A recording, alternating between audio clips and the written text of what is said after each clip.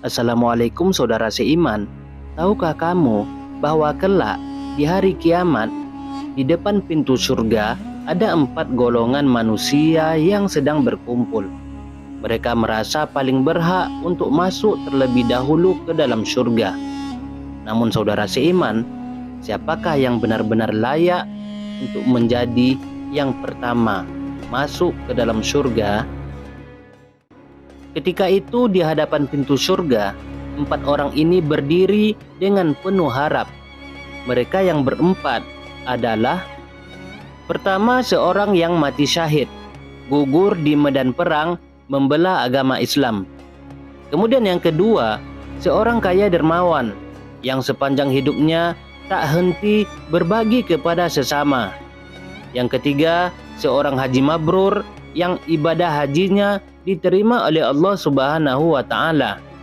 Kemudian yang keempat, seorang alim ulama yang mengajarkan ilmu dan membimbing umat manusia. Mereka saling mengklaim berhak masuk surga lebih dahulu. Maka melihat seperti itu, malaikat Jibril pun turun atas perintah Allah untuk menyelesaikan perkara ini. Malaikat Jibril pun bertanya kepada orang yang mati syahid, "Apa yang telah kau lakukan di dunia sehingga merasa pantas masuk surga pertama kali?" Orang syahid pun menjawab dengan penuh keyakinan, "Aku telah mengorbankan nyawaku demi membela agama Allah, gugur di medan perang demi keimanan." Namun malaikat Jibril bertanya kembali, "Dari mana engkau tahu bahwa orang yang mati syahid berhak masuk ke dalam surga?" Orang itu pun menjawab, "Guruku yang telah mengajarkan hal itu kepadaku ketika ia masih hidup." Malaikat Jibril pun berkata, "Tidakkah engkau malu kepada gurumu yang telah mengajarkan ilmu ini? Karena ilmu itulah engkau berjuang, maka mundurlah. Engkau belum pantas masuk pertama kali." Setelah itu, malaikat Jibril pun bertanya kepada Haji Mabrur. Malaikat Jibril bertanya kepada Haji Mabrur, "Apa yang telah kau lakukan sehingga merasa pantas masuk surga pertama?" Orang itu pun menjawab, "Aku telah menunaikan ibadah haji dengan penuh kesungguhan dan hajiku mabrur."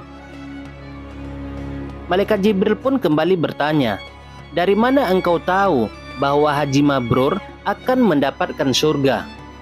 Orang itu pun menjawab, "Aku mengetahuinya dari seorang alim ulama yang mengajarkannya kepadaku." Malaikat pun berkata, "Tidakkah engkau malu kepada gurumu yang mengajarkan ilmu ini kepadamu?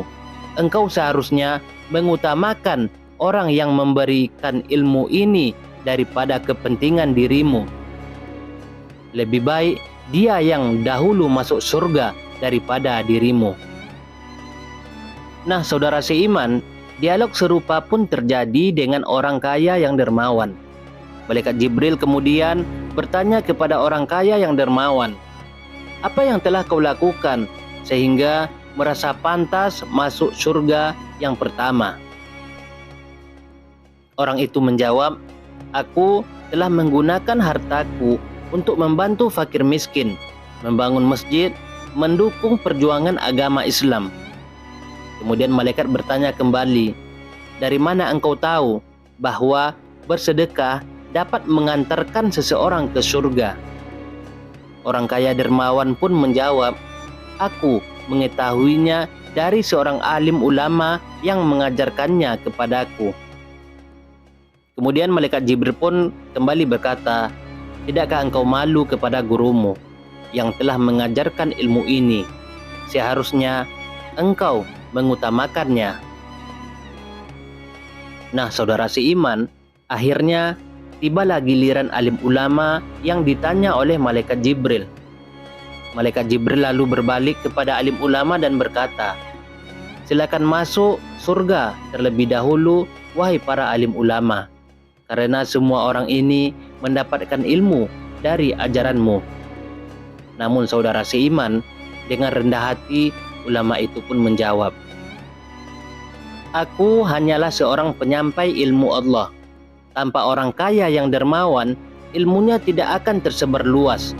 Tanpa orang syahid, agama tidak akan tegak. Tanpa haji mabrur, ketakwaan umat tidak akan bertambah. Maka aku tidak berhak masuk yang lebih dahulu. Nah, saudara seiman, kemudian malaikat Jibril pun melaporkan ini kepada Allah. Allah berfirman, "Bukalah pintu surga untuk orang kaya yang dermawan, karena darinya ilmu bisa berkembang, jihad bisa didukung, dan ibadah bisa ditegakkan." Saudara seiman, dari kisah singkat ini, kita belajar bahwa harta bukan hanya untuk kesenangan pribadi, tetapi untuk kemaslahatan umat. Kesalehan bukan hanya dalam bentuk ibadah pribadi, tetapi juga dalam memberi manfaat kepada orang lain. Siapa yang paling banyak memberi manfaat bagi sesama, dialah yang akan mendapat kemudahan di sisi Allah Subhanahu wa Ta'ala. Saudara seiman, semoga kita bisa menjadi orang yang bermanfaat bagi sesama. Jangan lupa like, komen, dan share agar semakin banyak orang yang mendapatkan inspirasi dari kisah ini. Kisah ini terdapat di dalam kitab Durratun Nasihin karya Syekh Utsman bin Hasan bin Ahmad Asy-Syakir Al-Hubiri, tepatnya di halaman 16. Semoga bermanfaat.